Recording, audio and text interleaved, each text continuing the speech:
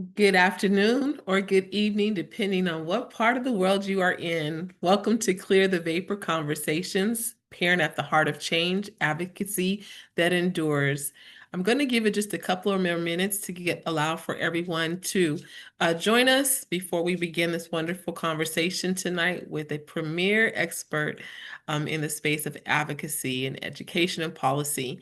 And I'll also introduce myself once I start. So let's just give it a couple more minutes. Thank you.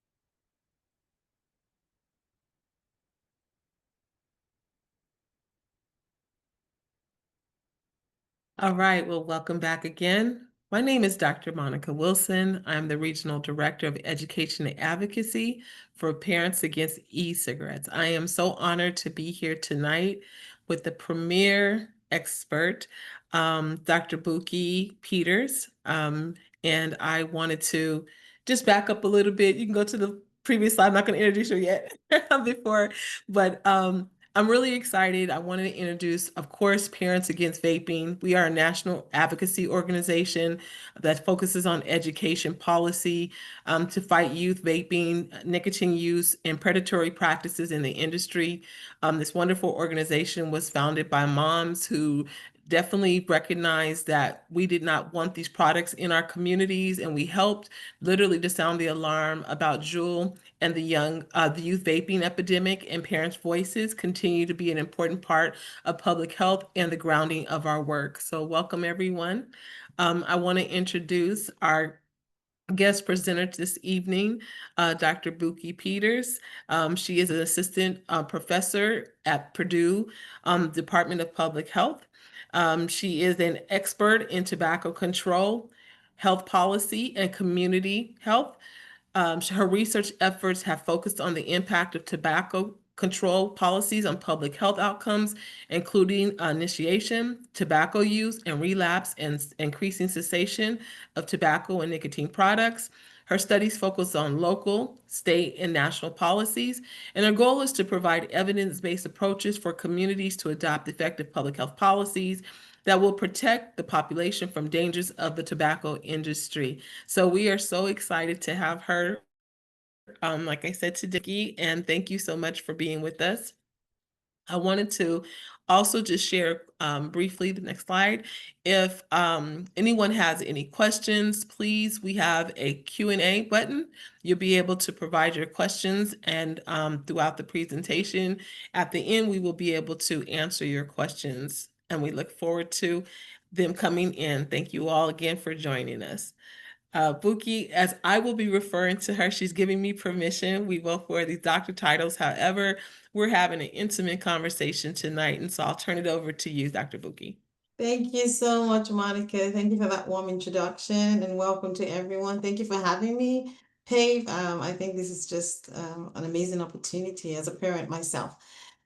Before we start, I wanted everyone to please take a few moments to fill out a quick two-question poll about your local tobacco control landscape. It just the whole idea was just to get you to start thinking about some things and that we will talk about during the webinar, and just to introduce you to the concepts of policies, especially in the community that you live in. So I want to invite you to it's just a short two questions, just yes, no, I don't know, but it will be very interesting to see what comes out of the poll.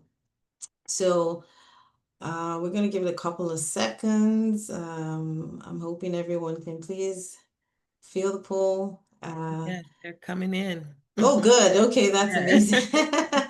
Oh, that's amazing because some of the terms in the poll, we will say them over and over again because they're actually very critical when we are talking about advocacy or changing policies or even adopting policies in your community. And we cannot ignore the role of the retail stores where the people access these tobacco products. So that's why we kind of focused on this Very good. questions.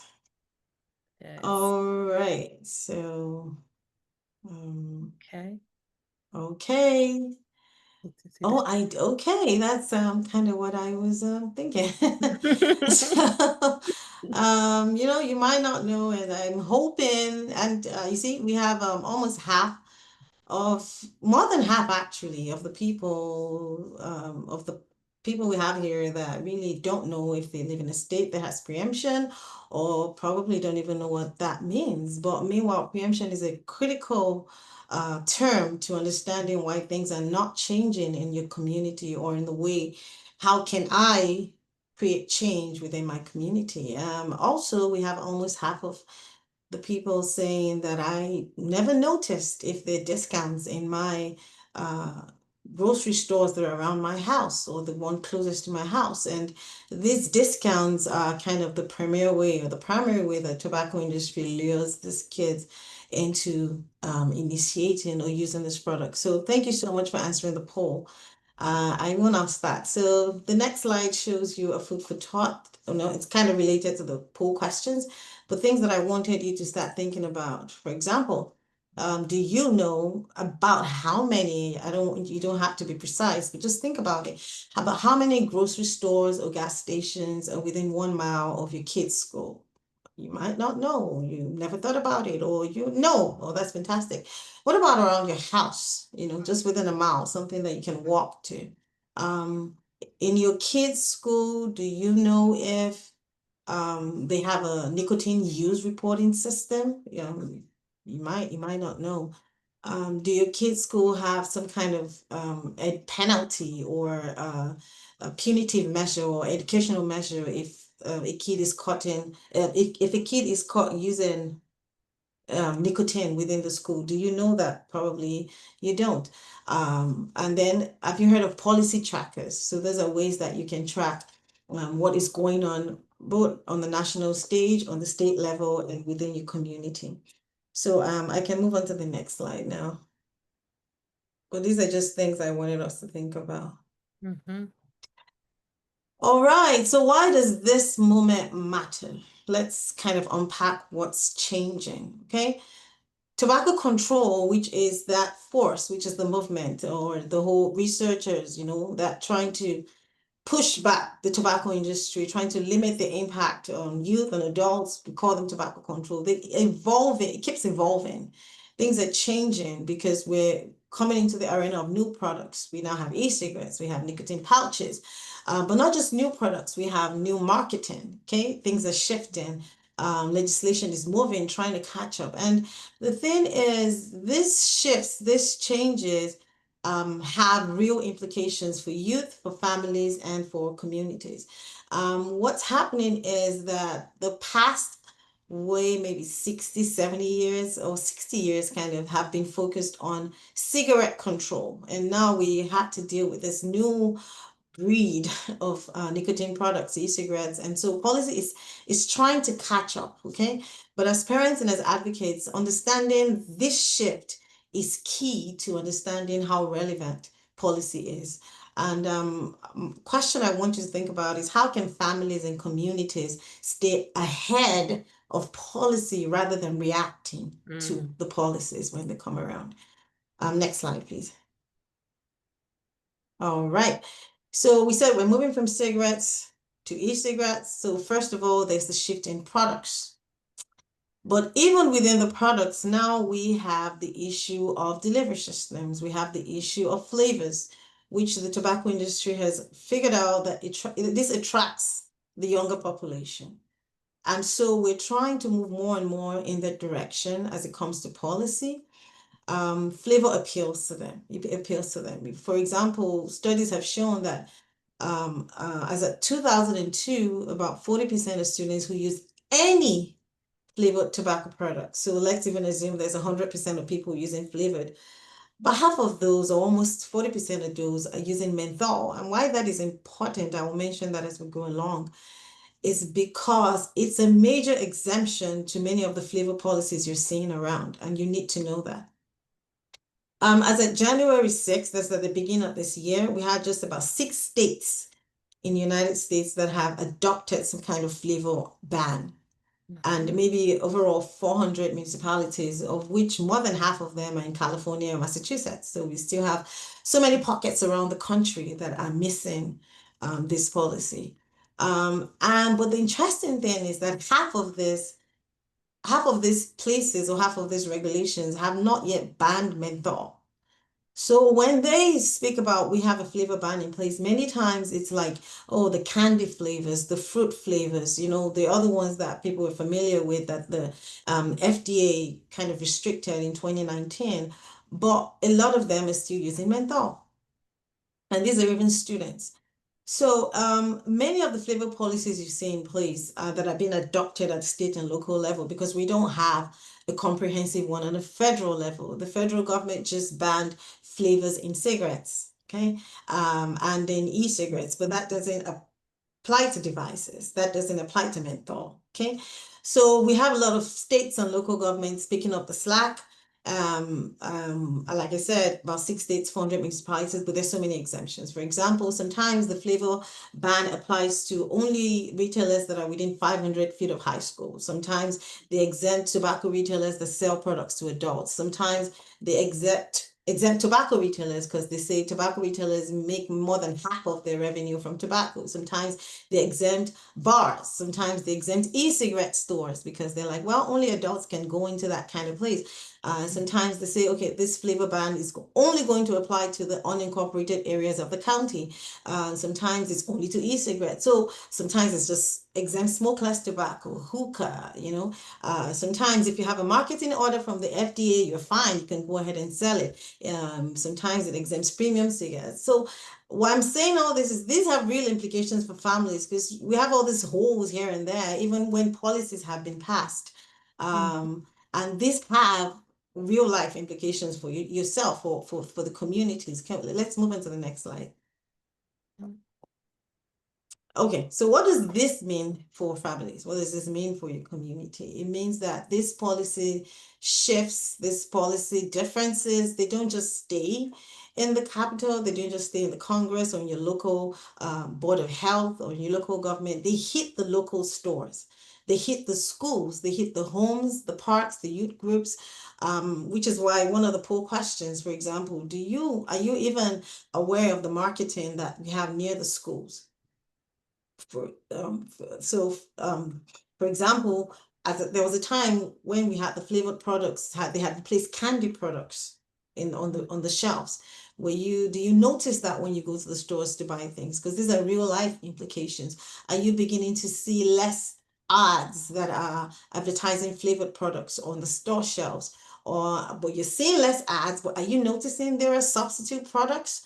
For example, the industry has adapted. So specifically in California and many other places, when they ban menthol, they've come up with these new products that it's not menthol, but it's just a cooling additive, gives you kind of the same feel. It mimics the menthol, but it's a loophole in the policy because it's not menthol. So are you noticing the substitute products? So that's where the policy gaps are. That's where this youth are still able to access these devices or these flavors. We need to be aware of that. First of all, as potential advocates, that vigilance is very critical. So what's happening locally many times is as important as what's happening in the Congress, in the law books, in the lawyers, because there's so many places that this youth are able to bypass the older rules. And remember that I said that we're catching up because these products are changing almost every second. So what can you do? Let's go to the next slide. All right. So when systems shift, what can advocates do? We have to also understand that in addition to these policy variations, these exemptions, systems also change. The politics of the people in charge change. The funding streams, they shift. So the new person that has come has a new priority and it's not really interested in tobacco. We have industries that are continually lobbying for exemptions and they're huge. They have the money. So as advocates, you don't really have to be policy lawyers, but you can strengthen your receiving, your antenna for change. And that means being aware of what's happening on the local level. There are policy drafts that maybe haven't been passed on your local community. Do you know them? What's the enforcement status of whatever laws or ordinances have been passed in your community? Who's responsible for enforcing it? So by doing this kind of things, what's happening is they're staying ahead of change instead of being surprised by change. So what I always tell people to do, some key actions you can take. Number one, subscribe to policy trackers. I was meant to give, can I put it in the chat? There's the link for the FDA policy tracker that I really wanted everyone to have. I'm going to put in this in the chat. It's very simple. You just put your email, it's from the FDA, and they keep just tell you what's going on regularly in terms of the different market regulations they're working on. Hold on. I don't know if everyone can see, but I put something in the chat. Okay. Right. Yeah. So in addition to that, build relationships with your local health department. I'm going to show you sometime later in the webinar about some successful case studies that we have of communities that have gone ahead to cause changes despite not having the legal or the policy without to be able to do it because of preemption. So build relationships with your local health department, your school board. It's very powerful what you can do with schools. With your community organizations that are around you. There are many nonprofits like PAVE that are willing to work together, and they have the resources, they have the data, they have what joining forces can create this very powerful change. And also, we need to learn to interpret what policy language is, because you see these things, we're like, what does this mean? For example, when I spoke about preemption, preemption is key because many states in the country, many, way over half of the states, preempt the local governments from passing any kind of ordinances to control tobacco within the communities. And that's kind of ridiculous. There's been a call for change overall, but it's just the way it is. One, it stems from the powerful industry, tobacco. Tobacco lobby, the industry lobbies the states a lot. And because the local governments kind of belong to the states can decide to tell local governments, if I pass a law as a state, you can't do anything beyond what I do. Or we're not doing anything. Don't pass anything. I will, when the state decides it's a state problem, then we will do something. And so that preemption limits communities from actually addressing that issue within their community. And that's kind of harmful because the people in the state government might have other priorities that's different from what's going on in my neighborhood. And so what can we do despite all of this? Because it's a major thing. And that's why we're trying to promote what we call the bottom up. Let's start from the bottom. Let's start from the communities, because sometimes change will just not happen from the top, but we cannot wait for that to happen. So that's preemption. When you say things like flavored, what does that mean? Flavored, many people think it's candy, it's sweet, it's fruit. No, menthol, anything cooling, any kind of additives, these also include flavored.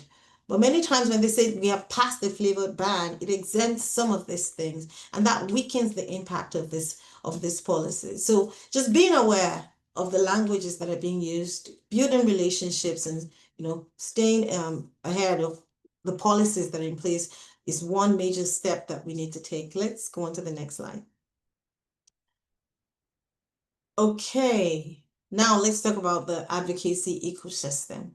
I mentioned earlier that it is so important as a parent to begin to build cross-sector coalitions. So I'm talking of with youth groups, with faith communities, with retailers, because we have case studies of this kind of associations, this kind of coalitions actually causing changes within the community. For example, after a state preemption law blocked new local tobacco retail restrictions, the local government could not restrict the sale of tobacco.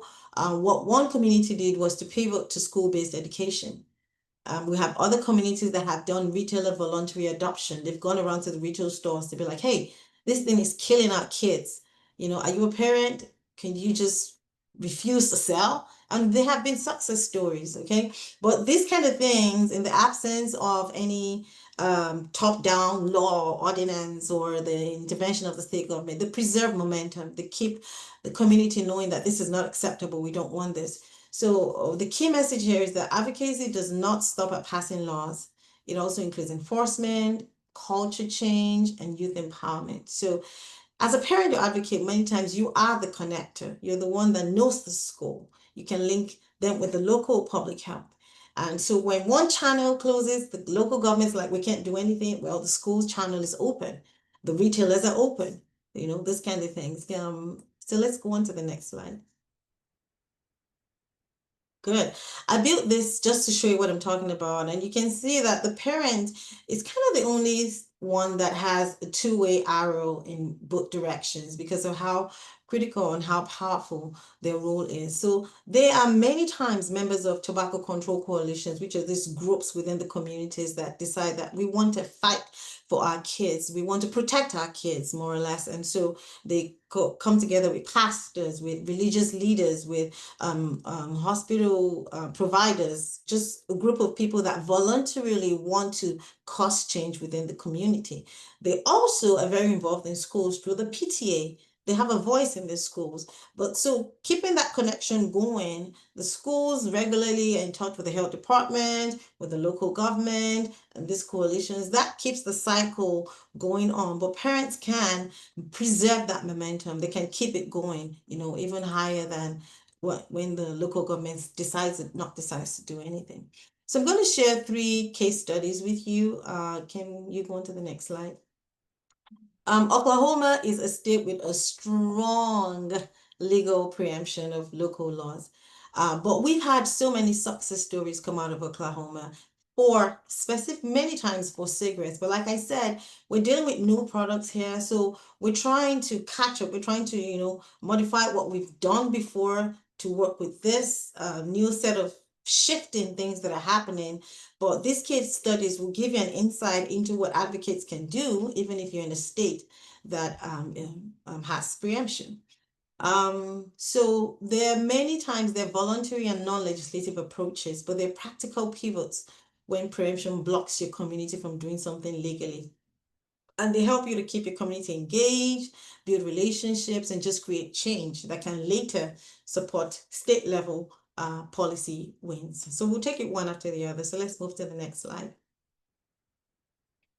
All right, so this first case study, it focused on a small group of businesses came together voluntarily. That was in the mid 2000s, and they wanted to create what we call tobacco-free worksite policies that cover their entire property. So indoors, outdoors, and some of them wanted to include employee cessation services. So what they did was they centered on peer mentorship. What are you doing? Let me share with you what I'm doing. Share with me what you're doing.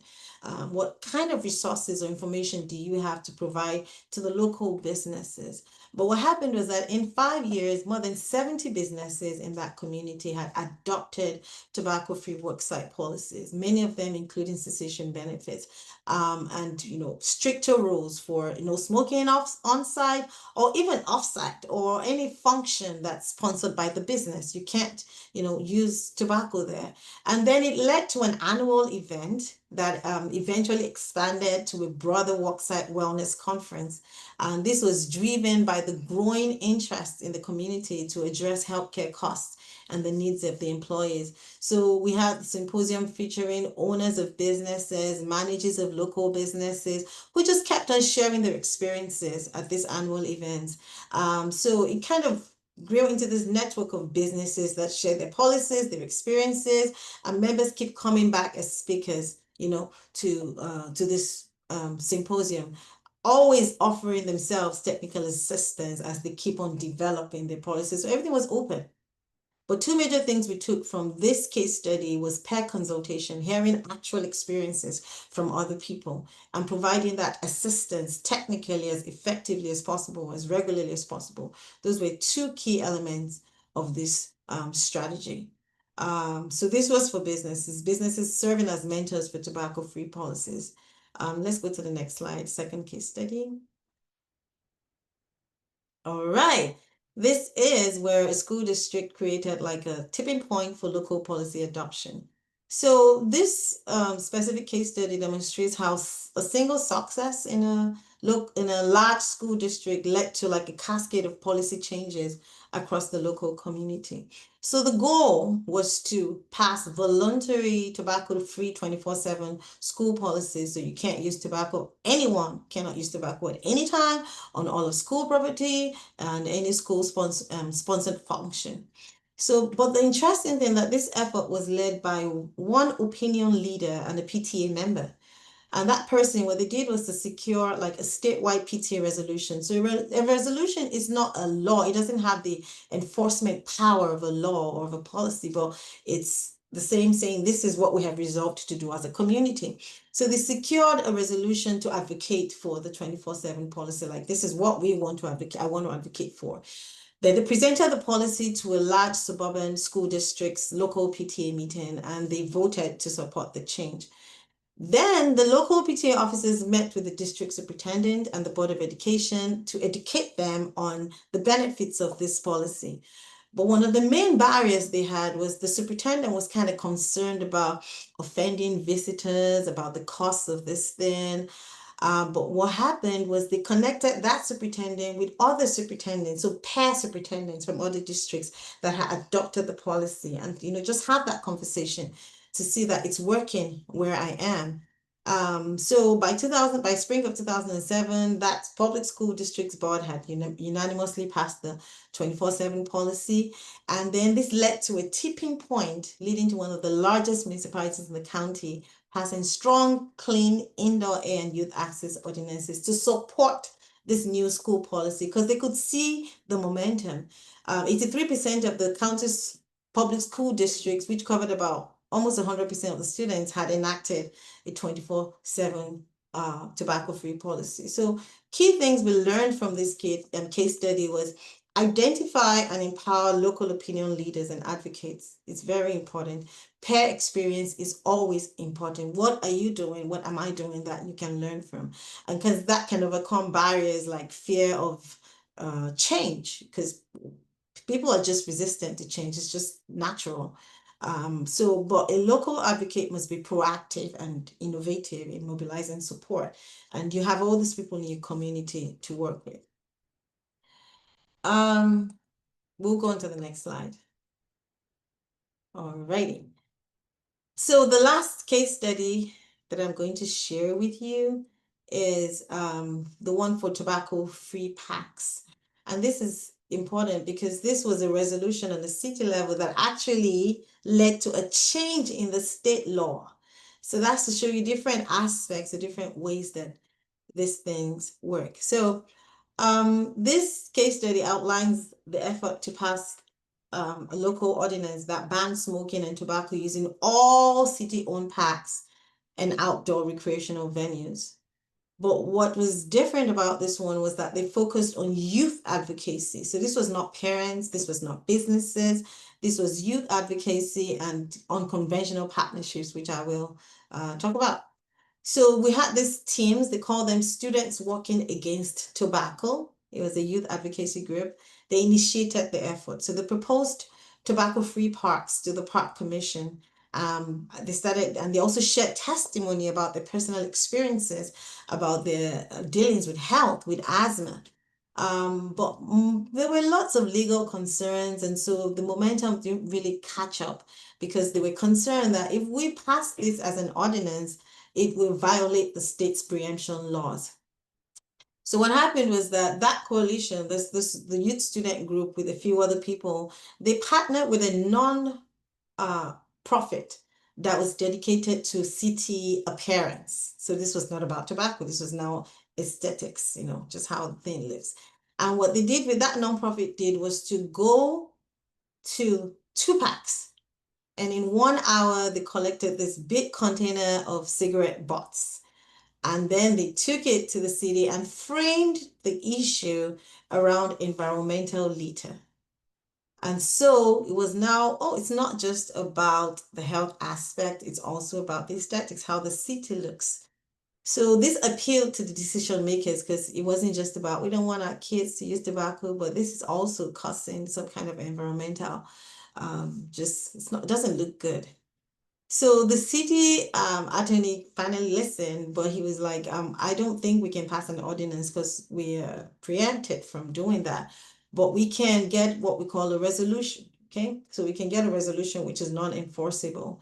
So the city unanimously adopted the resolution in May 2012, and because there was a resolution, public education increased. We had campaigns for signage, and then the motivation, the momentum, the attention led the Oklahoma State Legislature to amend their preemption language 1 year after that now allowed other counties and municipal departments to adopt ordinances that banned smoking in all their properties and parks.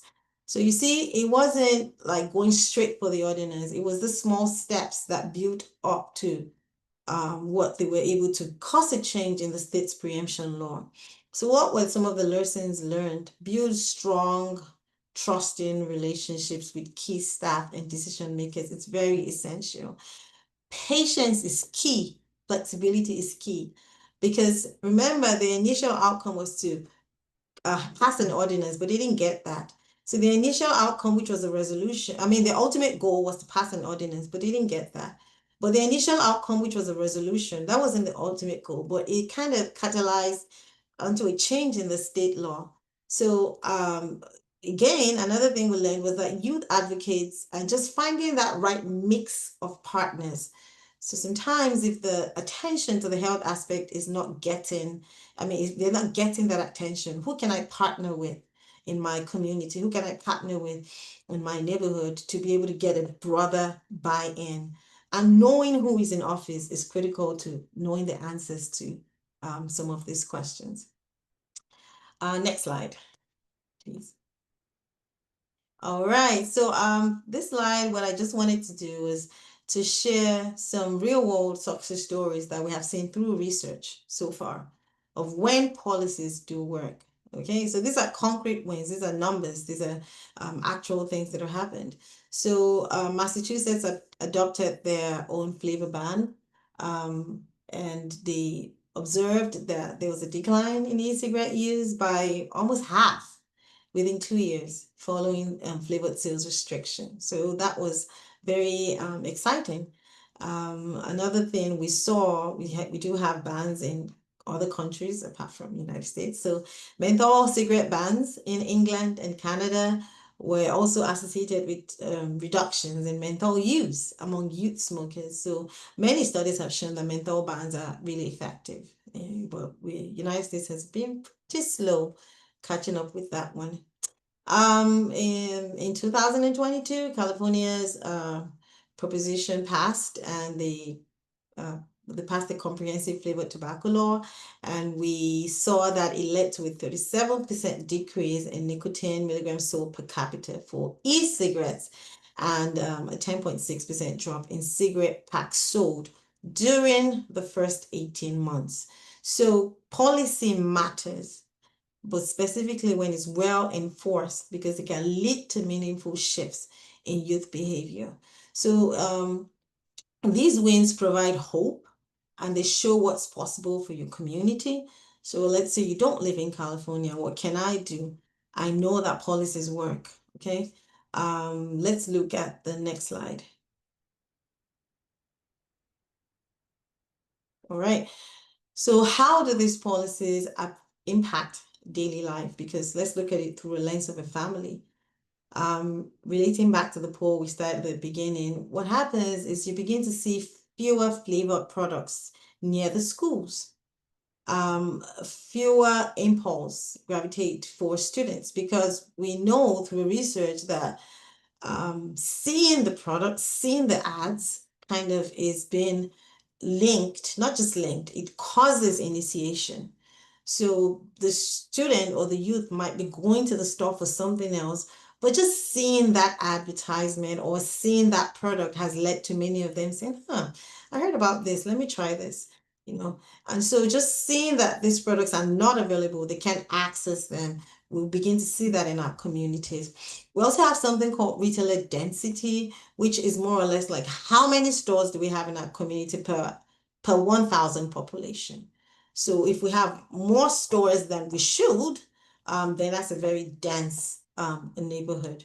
but you begin to see reductions in that density. Sometimes it's not that the stores close up. Sometimes they just stop selling tobacco products because there are different policies that kind of cascade into, okay, you know what, this is just too much. I'm not doing this any longer. We're finding fewer local neighborhood outlets. What we're also seeing is youth education with public messaging is beginning to change social norms. So there was a time vaping was cool. We're beginning to see that shift. It's not cool. It's not what you think it is. It's harmful. So these are the things you begin to see within your community when these policies take effect. So I'm asking, what changes have you seen around your school? What changes have you seen around your neighborhood? You need to start being observant. In the next slide, we have, yes, we have a graph that shows that this was the 2024 National Youth Tobacco Survey.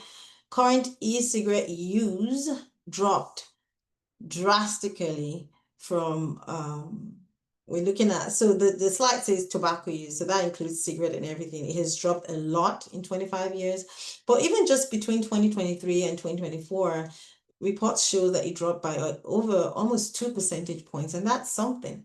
So policies are being passed, but how are you observing them within your community? What changes are you seeing within your community? We're seeing nicotine pouches catching up. You can see they're slightly higher than cigarettes, and they're so salient. You just never know that people are using them, but they're there. We need to be aware. Next slide, please. I want to talk about your advocacy toolkit. What are some practical steps you can take?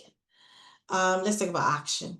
What can you start building? So even if you have never done formal advocacy before, remember it's about small steps growing. For example, can I start to collect stories? And stories can be powerful. Like I teach a public health policy class, and I tell my students all the time, you can argue with data, you can argue with perception, opinion, you can't argue with my story. My story is my story. So beginning to collect and share stories is very powerful. When I walk past that shop, I see this, okay?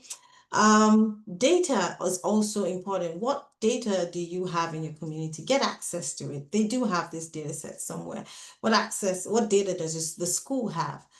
Use it to demonstrate the need for a change, all right? Media and communication, write letters to editors, use social media, go use your local PTA meetings to, raise these issues. Engage decision makers. So your local health official, the city council member, call someone on the school board to speak or to meet. Is there a coalition in your neighborhood? If there's not one, can you start one? So engaging decision makers kind of makes you like a partner, okay? Not just someone that just wants to complain, but no, this is someone that's seeking change. Enforcement tracking, ask, okay, we have a liquor flavor ban in our community, but is it being enforced? Are retailers complying? We're seeing in many places they're not complying. An interesting thing we're seeing in research is that youth, initially access was like 60-70% through the retail stores. That number has dropped, okay? Now we're seeing an increase in access through social sources. So they're getting them online, or they're getting them through their friends, or through a senior colleague or something. We're seeing that shift from retail stores to social sources. So these are things that get the stories so we can start to address, these things that are going on. Next slide, please. I call this the hope factor. When you start advocacy, I want you to know a couple of things. Firstly, let's close with hope. It's easy to feel overwhelmed when policies shift, when the industry is moving, but change happens because of people, not just laws. So your voice, your community, your connections, they matter. In the course of doing this, there will be challenges.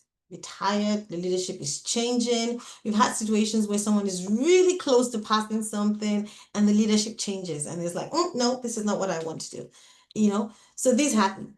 these kind of things happen. New products, industries adapting fast, looking at the loopholes because they've been fighting this thing for long. So they're easily able to identify loopholes. So I want to emphasize resilience. Every small win adds up. So if one retail store voluntarily ends the sale of flavored tobacco products, if your school decides to update their policy, if a youth club decides to start some kind of tobacco-free peer education, that's a small win. We need to celebrate that. Celebrate that that is working. Okay. If you have been in this thing, decide to mentor new advocates. And I always say keep the message positive. So instead of saying we're fighting them, why don't you say we're protecting our kids? Because that's what we're actually doing. So by staying engaged, by adapting when things change, you're keeping the momentum going. But I have a question. What's one action you can take in the next 30 days? Can you meet with one school official? Can you figure out three retailers that are near your school, near your house? Can you collect one person's story? You know, and it's important that we notice things in the course of what we're doing. Next slide, please. Okay, so for example, I'm just sharing one of the research that one of my undergraduates students is working on. She's looking at how families experience tobacco marketing in their neighborhoods, and she's planning to do that through stories, through photos, through conversations. But the goal of this is to turn these lived experiences into advocacy messages that can influence policy. So even with researchers, working with researchers, it's something that can help. So it's a perfect example of how families don't just live with policy, but they help to shape the policy. Um, so families live the effects of this marketing daily. So this project we're hoping it will give them a platform to express those experiences and translate them into community change. Um, Next slide, please. Oh, and then I'm at the end of my presentation. So here I just have a couple of resources that you can subscribe to. They will always have updates on what's going on the national level or even on a local level. So you can know what's happening day by day within your community. So thank you so much, Monica. I can't believe I spoke for 45 minutes, but I did. No, did you go? And here are my references. No, this is really good. And, I wanted to segue because it's a lot of information and I really appreciate everyone asking the questions also in the Q&A. I wanted to ground some of it also, Buki, that's one of the things that we thrive at PAVE is really getting parents encouraged and feeling comfortable with everything that you described around policy. So we have been, one of the core leading organizations to mobilize parents and even our youth in state and local bands. And as you mentioned, being able to connect with the coalitions, partnering with local schools, being comfortable talking to local city officials, training on how to be able to do that in education as you provided today. So I appreciate you so much for grounding each aspect and even showing us some state case study examples of success. And we actually had some questions that came in, I believe, in the chat. And part of it was, why are there so many unauthorized vape or tobacco products being sold in stores? And how do we stop this? You're on mute. So I should have reviewed It's it. okay. Okay. So one of the major reasons why they're unauthorized is that rapid innovation of products that I mentioned. They're like spitting it out and they know this policy, they know the loopholes. Then we're also seeing a lot of online sales, which they haven't even addressed the on-site sales. And now we're seeing a lot of online sales. Another thing is lack of enforcement. Enforcement is costly. So even sometimes there's a ban in your community, but they're not enforcing it, and these retailers know it's not being enforced. So some things that I always encourage people to do is document what you see because that's what matters. Document what you see because we have a lot of channels with the FDA, the local boards of health to report what you're seeing. Something as small as retailer licensing, that's one of the policies that are not really preempted, but that much, but you can push that. Okay, anyone that sells tobacco in my community should have a license. And that's the small thing. Alcohol stores do have licenses. So local governments can require that. And why that's important is because they can easily identify who's violating, and that's easy for enforcement. Okay, so document what you see, put it out there on social media, expose these things, and then send it to the people that need to create this, because they work with evidence. If they see the evidence, that's very helpful. Thank you so much, Wiki. That is really very good strategy. You know, being that there is so much effort, like you said, to see where we can actually pivot in and parents feel empowered. Is there a national law to prevent, the high content of tobacco and vaping devices? No, I'm so sorry. There is no nationwide cap on cigarette and nicotine concentration. I think European Union does have that, but FDA has been on this. They have sent out a lot of proposed rules, but it hasn't happened. Mm. It's just very fast, so we don't have that. Well, another area of advocacy, right? Where we can push Yes, back a little bit. And, yes. is there also, there's so many probably on here who work in schools and want to know how can we encourage other parents to have these conversations with their kids? And has there anything worked well for you? Um, I've heard of cases where you host like a parent informational session for a start. Mhm. Many times we assume people know what to do, but they don't. So we Right. need to come from the aspect of, let's assume this person knows nothing. So Mhm. let's host some kind of informational session, just, and maybe call like a local pediatrician, call like even adolescent people that want to speak about what's happening, bring some kind of quick resources for them to have. Another thing I always say is youth voices. If your kids have like some kind of youth group or something, bring them, because parents want to see children advocating for the change themselves. So just start with an informational session. Bring someone that has evidence, that has data, that can talk to the health impact of these things. That's really helpful. That is very good. Can you share a little more about your own work and how your background and knowledge is so powerful? Many would Oh, love to know your previous work. Had to get straight into it. Time flies real quick. So yeah. if you want to share anything that I didn't hit on in the beginning, the audience would love to hear more about your phenomenal work. Oh yeah, so I most of my work has all been in policy. I'm just going to say that. So I initially started with cancer policy, but then during my master's program, I did some kind of internship with the World Health Organization, and my job at that time was to follow the people, that's the experts, the PhD people. I followed them to the policymakers' offices and Mm, just took notes. That was mm, all I did. But that's kind of what piqued my interest, and that was like in 2011, so it's been a while. And it was right after that I went for my doctoral program, and most of my work has just been evaluating policies. You said this policy worked. Did it work for Sacramento as it worked for San Francisco? Did it work for Hispanics as it worked for whites? Did it work, or I'm just making sure that we bring this to the forefront of the policymakers, that it's not just passing the policies, are they working? Is enforcement there? So that's what most of my work has been. I've looked at policies in Canada, I've looked at policies in England, I've looked at policies on the federal level, on the state level. Now, most of my work is in California. I do have a grant from the National Cancer Institute to look at policies in California because of that local variation. mm. So that's kind of what I'm doing now. But all my work has been around understanding policies and seeing the That's impact. fantastic. Okay. Oh, well, this is why we're so excited that you're here. One of the things, are there any laws that prohibit vending machines from selling electronic vaping products? I know we talked Uh, about some of the ordinances, but obviously these devices are sold in many different capacities. Not nationally. Hmm. Nationally, we can't sell cigarettes and all that, but for vaping products, not nationally. But we do have the scatter plot in different localities and in different states and so what they did, many states and local governments, is if there is so the federal government banned the sale of tobacco products through vending machines, okay?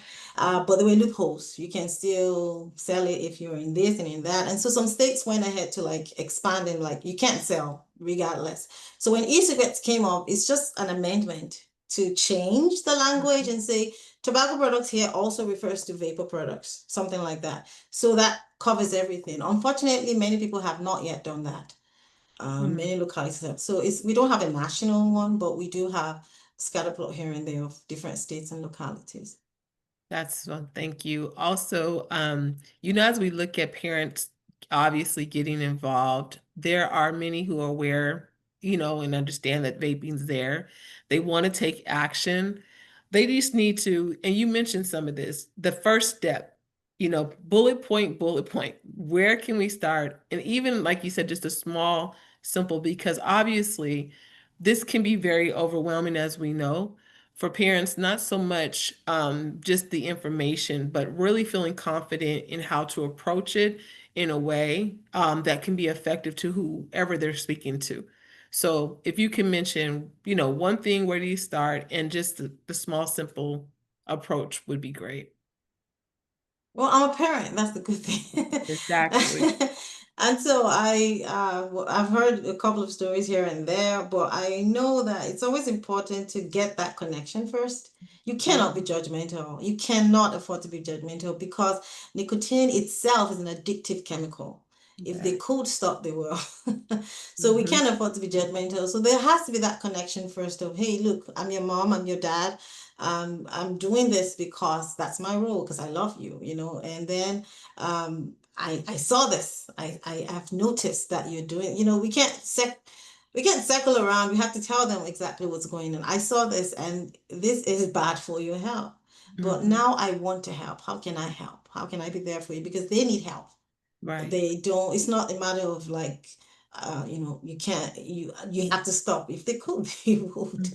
Hmm. I also say there are many cessation resources for vaping. We have a Truth Initiative. You can introduce some of these things to them, but start with a connection first. Hmm. That's very important to start a connection and acknowledging that you will be there to help them, because it's not something they can just drop on the floor and it's gone. And always constantly just follow through. And I always say, if you can set boundaries, set boundaries. I don't want to see it in my house. I don't, it's still your Right. house. You know? That's Yeah. so true. How do we turn youth into advocates? There have been the case study that you talked about, the park was a great example. And just wondering, has there been another example that you've seen where youth have been involved and, wanting to encourage them to be more involved? So we do have, that's a great question. We do have existing youth groups already, tobacco-free groups. Hmm. So that's a fantastic way to initiate something in your community. Get in touch with them and invite them over. Because you just want to see youth. They just feel we're old. So you're not really speaking my language. But if I see someone in my age group that's telling me this thing, it has a lot more impact than this other person. So we have a lot of youth-free, tobacco-free youth groups that are advocating in different parts of the country. We have them in New York, we have in California. They'll be happy to come over to your kids' school or come over to your community to have some kind of, as long as you're able to get some kind of grant or some kind of money Right. to just, get them over. That's fantastic. And definitely we know that all these questions are now for me. And so I'll give you a little bit of a break, Pookie. You can drink some water.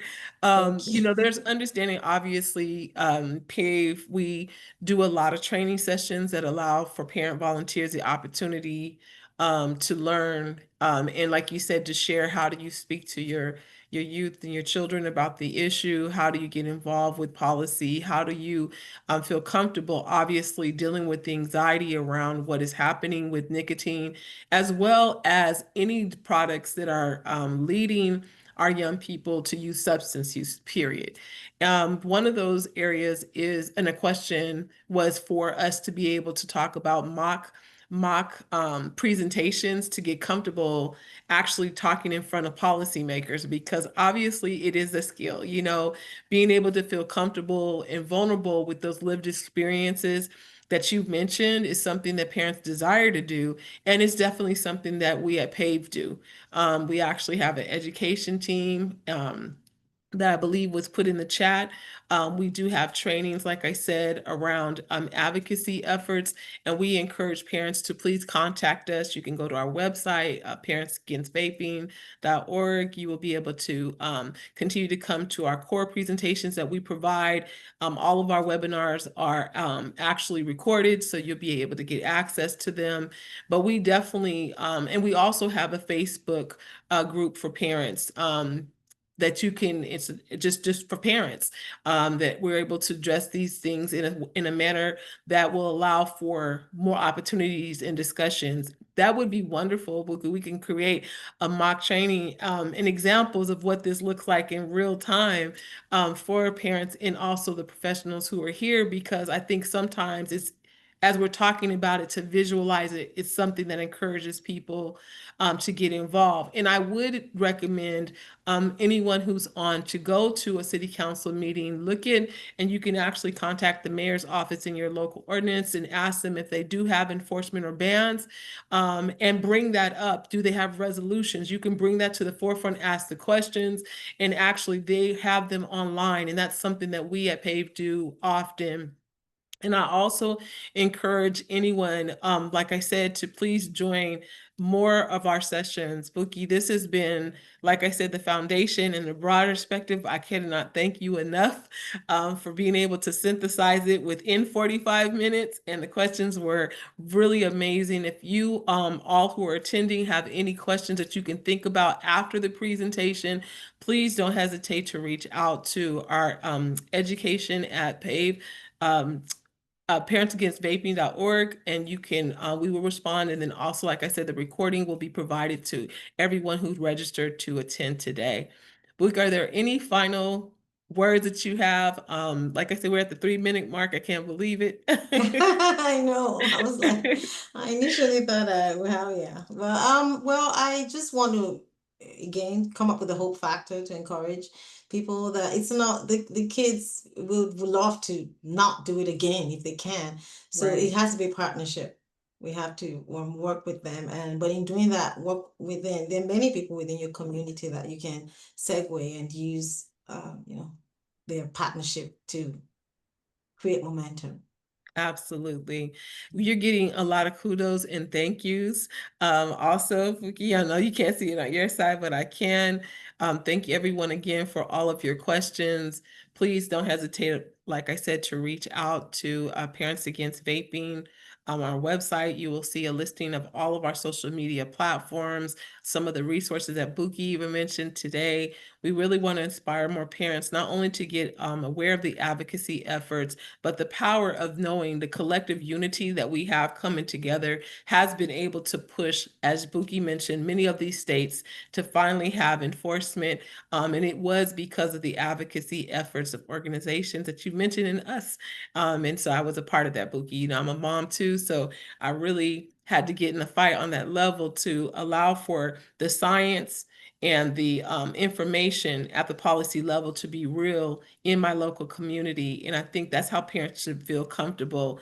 There is also a feedback survey that you all could that you will be able to fill out. We would love to get your information and how you felt. And if you have any recommendations on other sessions or have a part two of Buki because it went by so fast, the survey is actually going to be in the chat. If I can get it there, Buki, I'm sorry.